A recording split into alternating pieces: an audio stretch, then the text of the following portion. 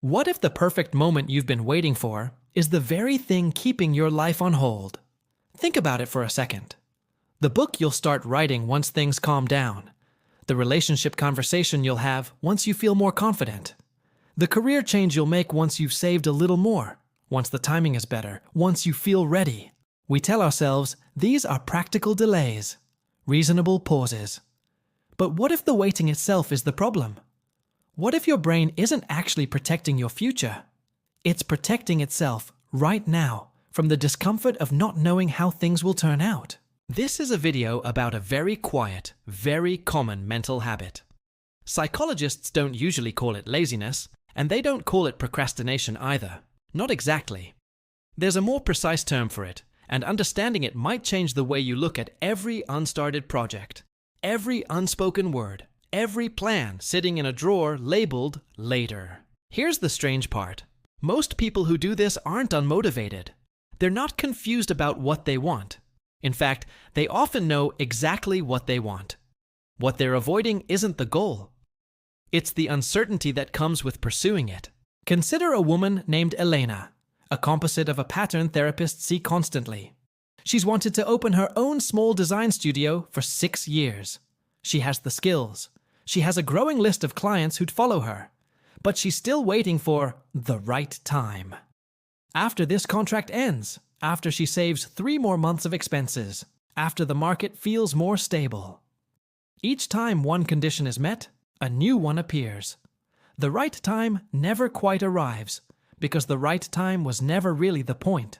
What Elena is experiencing has a name in psychological research: intolerance of uncertainty. It's not a diagnosis, not a flaw, just a trait that exists on a spectrum in all of us. Some people can sit with an unclear outcome fairly comfortably. Others feel it almost physically.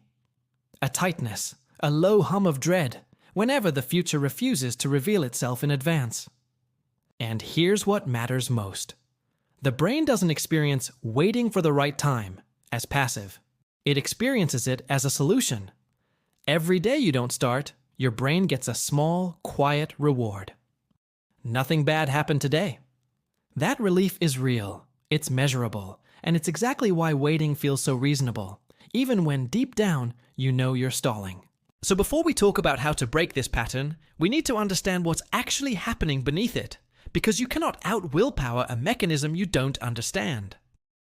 In the next section, we're going to open up the machinery of hesitation itself. Why your brain treats uncertainty like a threat. Why waiting feels like safety. And why the moment you decide to finally act, your mind will often invent one more reason to wait just a little longer. Stay with me, because once you see this mechanism clearly, to understand why we wait, we have to talk about what the brain is actually built to do. Its primary job was never to make you happy or fulfilled. Its primary job, evolutionarily speaking, was to keep you alive. And for most of human history, uncertainty was dangerous. An unfamiliar sound in the grass, an unknown path through the forest, an unpredictable stranger. These were genuine threats. So the brain developed a very efficient rule.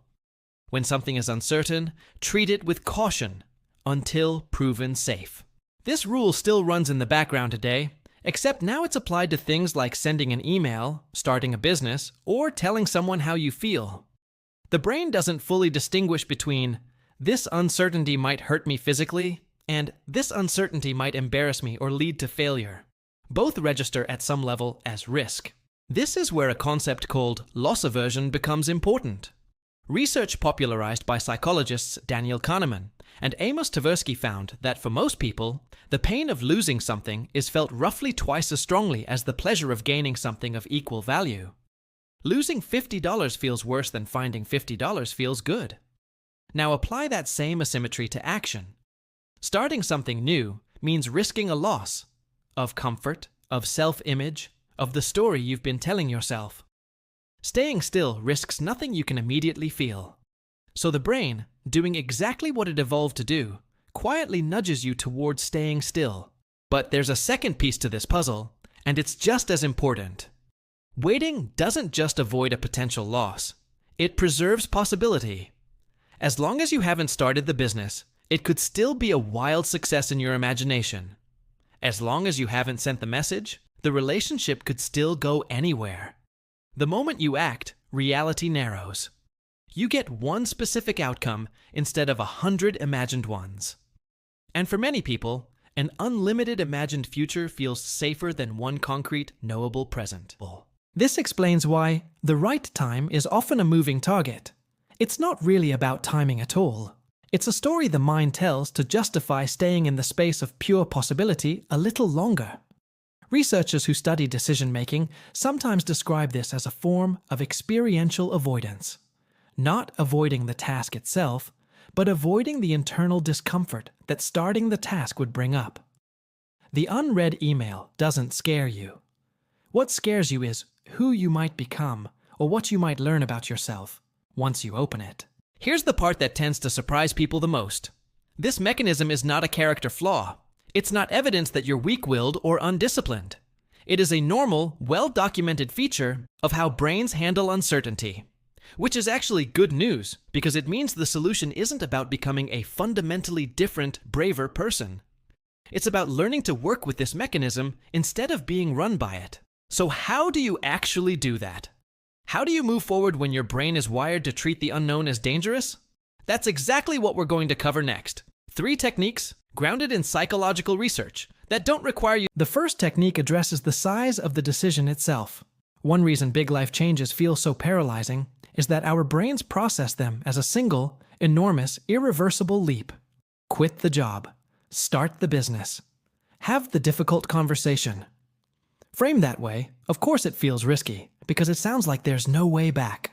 Psychologists who study behavior change often point to a simple but powerful idea called the minimum viable action. Sometimes described in habit research as making the first step so small it feels almost pointless to resist. Not start the business, but write down 3 potential client names. Not have the hard conversation, but write one honest sentence about how you feel. The goal isn't to trick yourself. It's to give your brain a version of the action that doesn't register as a threat, because it genuinely isn't one. This works because commitment, in the mind, tends to build on itself. There's a well-documented phenomenon sometimes called the consistency principle. Once you've taken even a small action in a direction, you become more likely to take the next one, because you now see yourself as someone who is already moving, rather than someone who is still only planning. The small step doesn't just move the project forward. It quietly changes your self-image. The second technique is about reframing what starting even means. Many people unconsciously believe that taking action should feel confident and certain. So when they sit down to begin and instead feel doubt, or awkwardness or fear, they interpret those feelings as a signal that they're not ready. But research on anxiety and performance suggests something different. These feelings are not usually a stop sign. They're simply what the beginning of anything unfamiliar feels like. Psychologist Susan Jeffers wrote about this dynamic decades ago in her well-known work on fear, arguing that confidence is not a prerequisite for action. It's a byproduct of it. You don't wait to feel confident and then act. You act in small and repeated ways, and confidence accumulates afterward, almost as a side effect. This reframe matters enormously because it removes the impossible standard of needing to feel ready before you begin. Readiness in this model isn't a feeling you wait for. It's a feeling you generate through motion. The third technique deals directly with imperfection, because most delayed action isn't really about fear of failure in the abstract. It's about fear of a specific, painful outcome, doing something visibly, embarrassingly imperfect. This is where the idea of imperfect action becomes useful, not as a slogan, but as a practical filter. Before starting any task you've been avoiding, ask yourself one question. What is the worst version of this that I could still live with? Not the best version, the worst tolerable version. A clumsy first draft, an awkward first conversation, a business plan with holes in it. When you give yourself explicit permission to produce the worst acceptable version of something, you remove the paralyzing pressure of getting it right on the first try. And that pressure, more than almost anything else, is what keeps people stuck in planning mode indefinitely. These 3 techniques, small first steps, acting before confidence rather than after it, and permission for imperfection, don't remove uncertainty from your life. Nothing can do that. What they do is change your relationship to the uncertainty that will always be there, so it stops functioning as a locked gate and starts functioning as... Let's bring this back to Elena, the composite designer we mentioned earlier, still waiting for the right time to open her studio. Under this framework, her task was never to eliminate her doubt about whether the studio would succeed. That doubt may never fully disappear, and honestly, it shouldn't. Some uncertainty is simply the accurate reflection of trying something new. Her real task was to stop treating that doubt as information about whether to start, and start treating it as background noise that accompanies almost every meaningful decision a person makes. In practice, this looked like something very small. Not quitting her job. Not drafting a business plan. Just one email to a single client, asking if they'd be interested in working with her independently. One small, reversible, imperfect action. The kind of action that doesn't require certainty, only willingness. That's really the heart of everything we've covered today. The right time is not a date on a calendar you're waiting to arrive. It's not a feeling of total readiness you're waiting to earn. It's a story the mind constructs to keep you safely inside the realm of possibility, where nothing has been risked and nothing has been lost, but also, quietly, where nothing has been gained either. Your brain isn't broken for doing this. It's doing exactly what brains have always done, treating the unknown with caution. But you get to decide how much authority that caution has over your one actual life.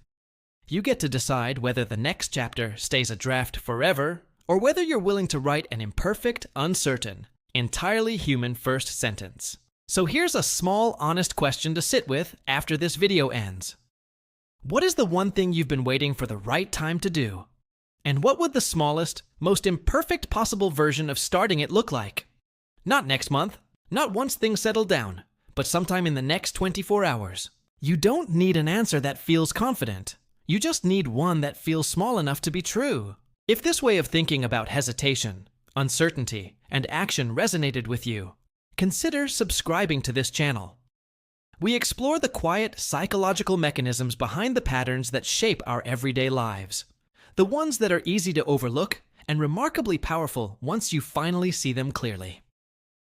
There's a lot more of this ahead, and I'd genuinely love for you to be here for it. Until next time, take that one small, imperfect step. The right time